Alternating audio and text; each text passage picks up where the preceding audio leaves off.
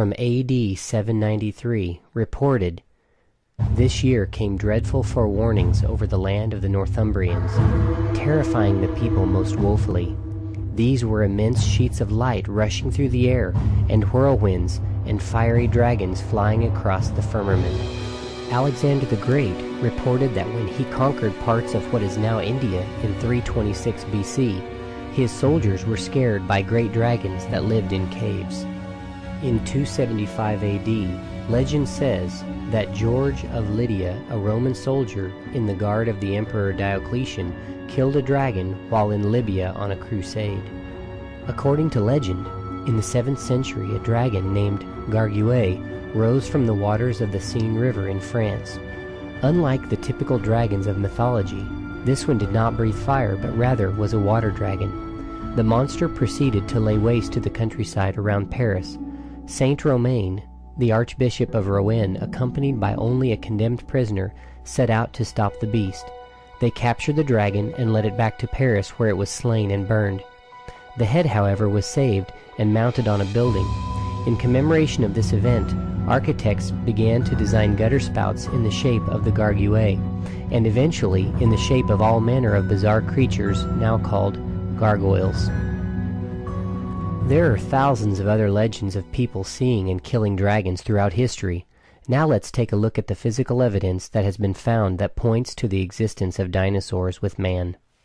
What you're about to see, you will not see on the Discovery Channel, the History Channel, in the science textbooks, or in any secular publication. If you happen to see or hear something about any one of these discoveries, you will find that they will be attempts at debunking or proving them to be fake, fraud, or forgery. However, with careful examination of the facts that surround these discoveries, the truth is undeniable. The highly technical ancient civilization of the Nazca Indians flourished on the southern coast of Peru from around 1 AD to 750 AD. This culture produced an array of beautiful crafts and technologies such as ceramics, textiles, and geoglyphs. It is still not understood exactly how the Nazca produced their incredible geoglyphs called the Nazca lines. They also produced thousands of carvings on burial stones. These stone carvings, which are known as the Ica stones, are an enigma. There have been over 16,000 of these remarkable stones found over the past 50 years. They contain images of daily life, battle scenes, agriculture practices, medical procedures, advanced technologies, and most amazingly, dinosaurs. Many skeptics have tried to debunk the Ica stones by saying that they are a modern-day creation, but the evidence indicates differently. In 1535, Spanish conquistadors came through Peru in the area where the Nazca Indians had lived. They reported finding stones with strange animals carved on them. The designs and patterns on the stones also indicate that they were authentic from the Nazca culture, and of the 16,000, only about 500 had carvings of dinosaurs on them. Consequently, many of the carvings have nothing to do with the dinosaurs whatever. They were simply observations from everyday life of the Nazca culture. In Acambaro, Mexico, since the 1960s, over 56,000 ancient clay figurines have been discovered. Many of these clay artifacts are sculptures of dinosaurs. The approximate age of these clay figures is around 4,500 years old. Many people have studied these figures, and the opinion of their authenticity is divided. Most who have no preconceived biases believe that they are genuine, but others who believe that the dinosaurs died off millions of years ago state that they remain skeptical in spite of the radiocarbon dating and investigative evidence that points to their authenticity. 16th century Aztecs produced this dragon sculpture. The face resembles a dinosaur like the Tyrannosaurus rex. Several other South American and Central American civilizations have produced similar sculptures. These side-by-side comparisons are very revealing. These Central Andes artifacts bear a striking resemblance to dinosaurs like Tyrannosaurus rex and Ceratosaurus. And these Mexican figurines, created sometime between 300 BC to 300 AD, could be replicas of the dinosaur Ankylosaurus. China, an ancient land shrouded in dragon lore and mystery. The Chinese calendar, or zodiac, which was developed as early as 1000 BC, has on it 12 animals, 11 of which are alive today. But the 12th, the dragon, merely a legend? Or is it based on a real animal, the dinosaur? It doesn't seem logical that the ancient Chinese, when constructing their zodiac, would include one mythical animal with 11 common animals. A more rational explanation would be that the dragon, which is mentioned so often in ancient Chinese history, is now extinct or very rare. Here are a few examples of Chinese dragons that look extraordinarily like dinosaurs. Could this be some type of sauropod, like the Brachiosaurus? This Chinese pottery artifact looks very similar to the hadrosaur. And this 3rd century BC ornamental box appears to have sauropod dinosaurs built onto it as handles. This 2,500-year-old Chinese dragon closely resembles a creature like a Diplodocus. Central Asia, with its dense rainforests and jungles, is home to many stories about strange dinosaur-like monsters, and the artifacts that have been found are quite revealing. The similarities that these monsters and dragons have with dinosaurs is undeniable, and coupled with the modern and ancient stories of monsters that continue to be seen in the jungles, leads many to believe that one day one of these rare creatures could be captured or killed. This 12th century Cambodian temple, constructed in 1186 AD, is home to a very interesting dinosaur artifact. The temple is covered with ornate designs and stone carvings on its exterior. This carving of a Stegosaurus-like dinosaur was found on the temple wall. As late as the 1800s, the Dayak culture of Borneo was producing artwork with dinosaurs on them.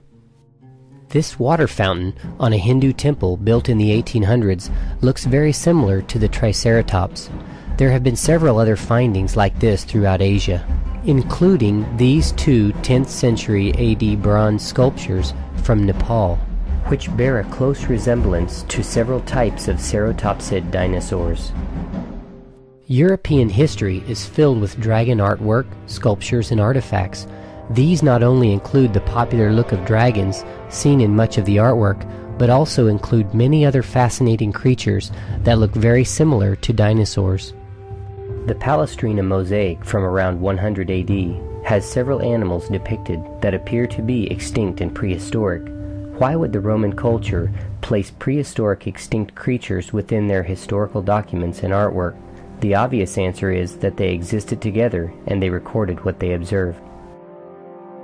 Here we see a dinohyus, which means terrible pig.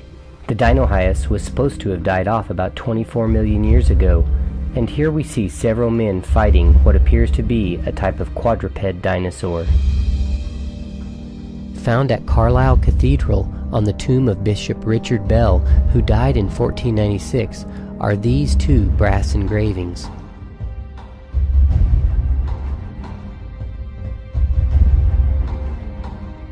Here are 2 dinosaurs depicted in a 2nd century Roman inscription.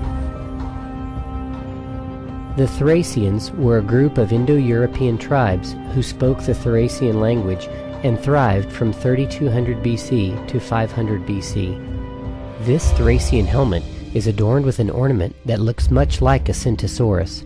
Look at the ornament in comparison to skeletal remains and drawings. Many other ancient cultures throughout history have given us artwork, sculptures, and artifacts that point to the existence of dinosaurs and man together. Take a look at a few more of these amazing artifacts. This amazing cave drawing was found in Wapatki National Park, Arizona. It is thought to be around 1,000 years old. At Bridges National Monument in Utah, the Anasazi Indians made this cave drawing several thousand years ago. This ancient cylinder seal was found in Mesopotamia.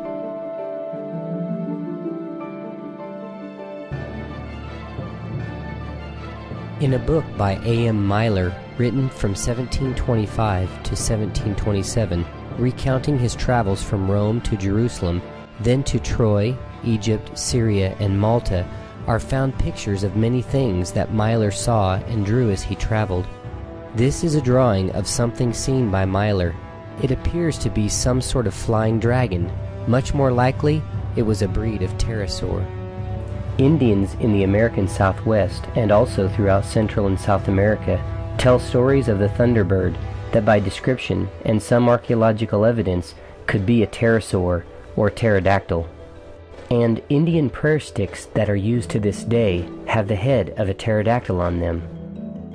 This brief video touches on only a small portion of the physical evidence for the existence of dinosaurs with man, and at the end you will be given references if you wish to investigate further. Now that we have looked at the history, let's take a look at the present day and examine evidence for dinosaurs that could still be alive today.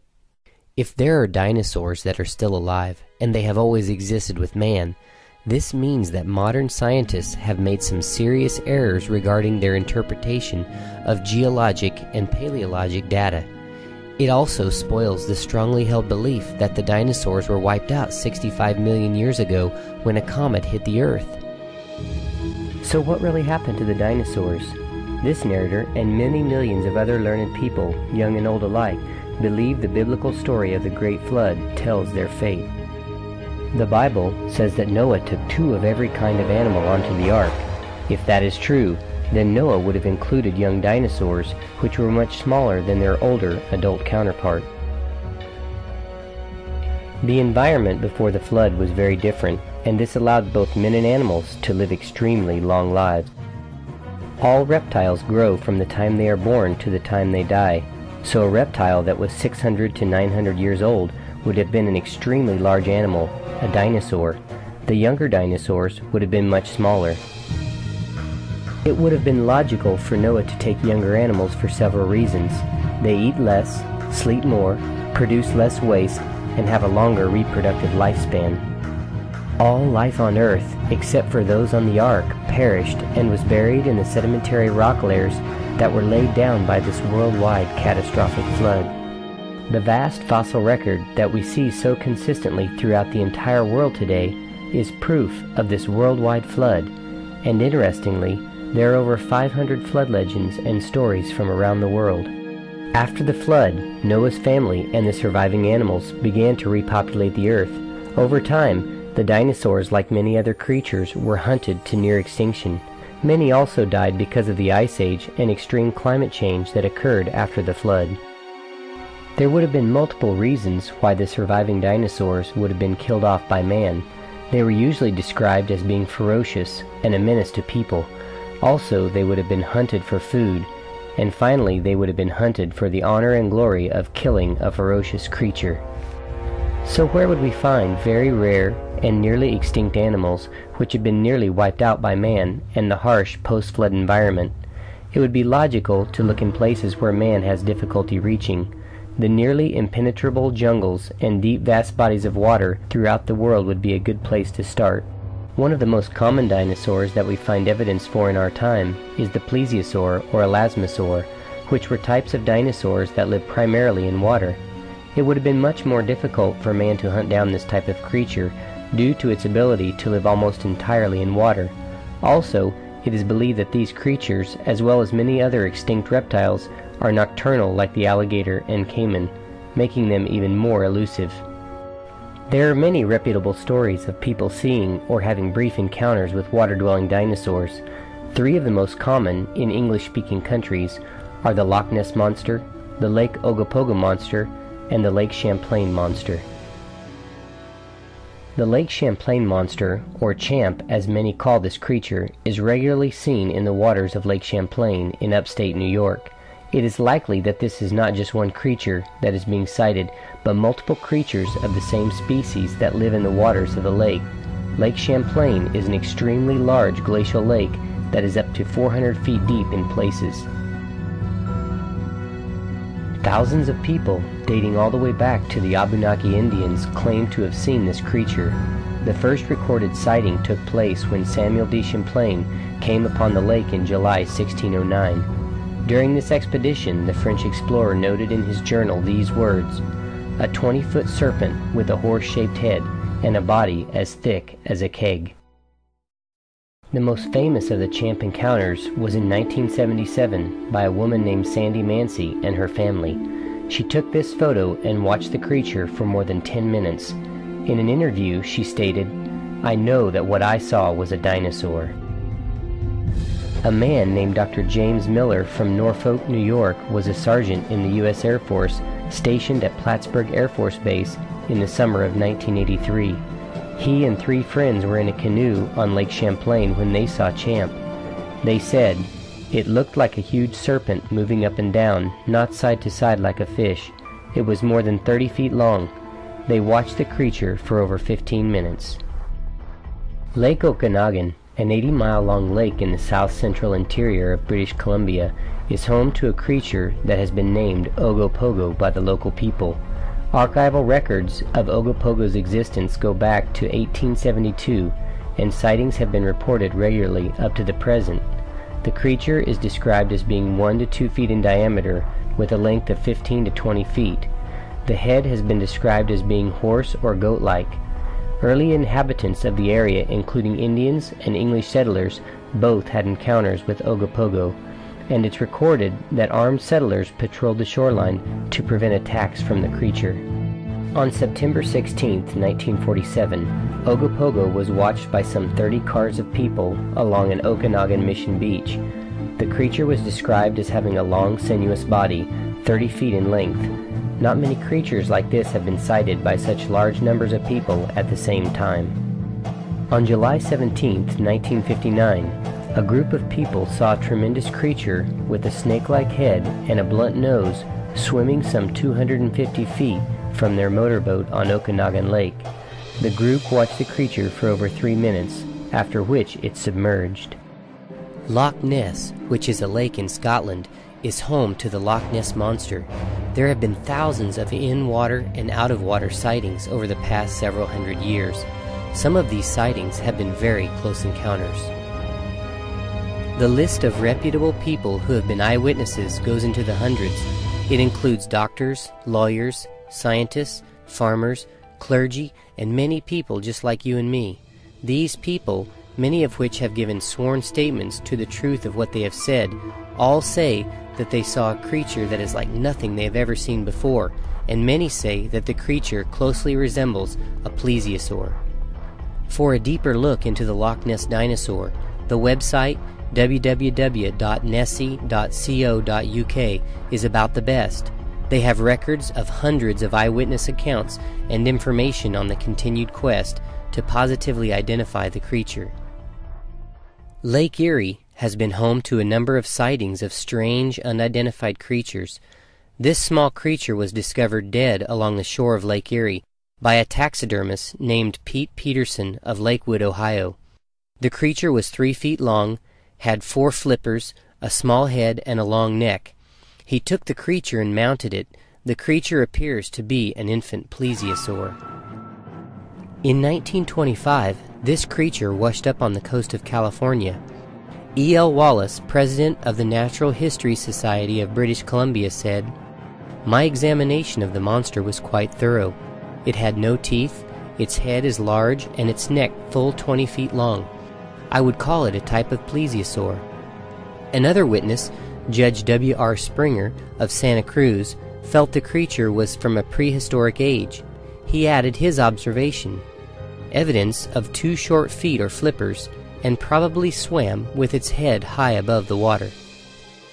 During the 1930s and 40s, such creatures were spotted many times by fishermen of Monterey's sardine fleet, with one account stating that it was witnessed by one boat's entire crew of 12 men. There have been thousands of confirmed sightings of very large, long-necked serpent-like creatures from the United States, Canada, Scotland, Russia, Norway, English Channel, Brazil, Japan, China, and Sweden.